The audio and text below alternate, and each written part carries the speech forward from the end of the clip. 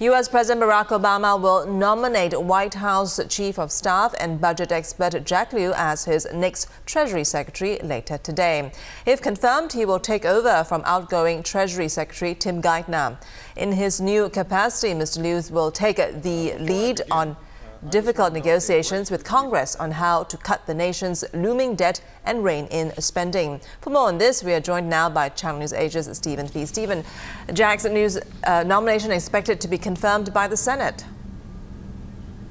Oh, well, that's right, Jen. There's been no major groundswell of opposition against Jack Lew's name as it's risen to the top of the list for Treasury Secretary. Republicans in the House have frequently complained that Jack Lew is a tough and uncompromising budget negotiator, exactly why he's being nominated. Overall, he's expected to sail through Senate confirmation hearings. His choice, President Obama's choice here reflects some major political realities. He is facing sustained congressional Republican opposition to a lot of his budgetary plans, as we saw with the fiscal cliff crisis just in the last few weeks. So instead of tapping a top politician or perhaps a corporate executive, as we've seen in previous Treasury Secretary appointments, he's going with someone who is the consummate Washington insider and an expert on budget negotiations. He served as budget director not only for President Obama, but also for President Bill Clinton, presiding over major budget surpluses. This is a guy who's been negotiating spending and tax deals in the Congress since the 1980s as a young congressional aide. His nomination is expected in just a few hours. Back to you.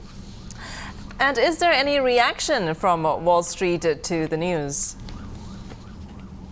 Well, it's a good question. You know, Lew doesn't have significant Wall Street experience like some of his predecessors, but since Washington has really been leading the way here on Wall Street and market volatility, it's overall seen as welcome news. At this hour, the major U.S. indices are trading up. That's despite news that first-time unemployment claims in the U.S. were up by about 4,000 for the previous week. That's a one-month high. Investors seem to be shrugging that off, attributing it to seasonal volatility. They've been paying a lot of attention to reports that the Chinese export market is much stronger than anticipated, suggesting a stronger than expected global economic recovery. In some corporate news, Ford Motor Company is also on the rise after they noted they'll be doubling their first quarter dividend payments. And U.S. shares of Nokia, the cell phone maker, are rising as they've reported better than anticipated sales. In just a few moments, we'll also get some data on wholesale inventories, and we'll also be watching as a number of speakers from the Federal Reserve will be speaking this session. And after they announce that they'd perhaps be winding down quantitative easing in 2013, markets will be paying close attention to that. Back to you.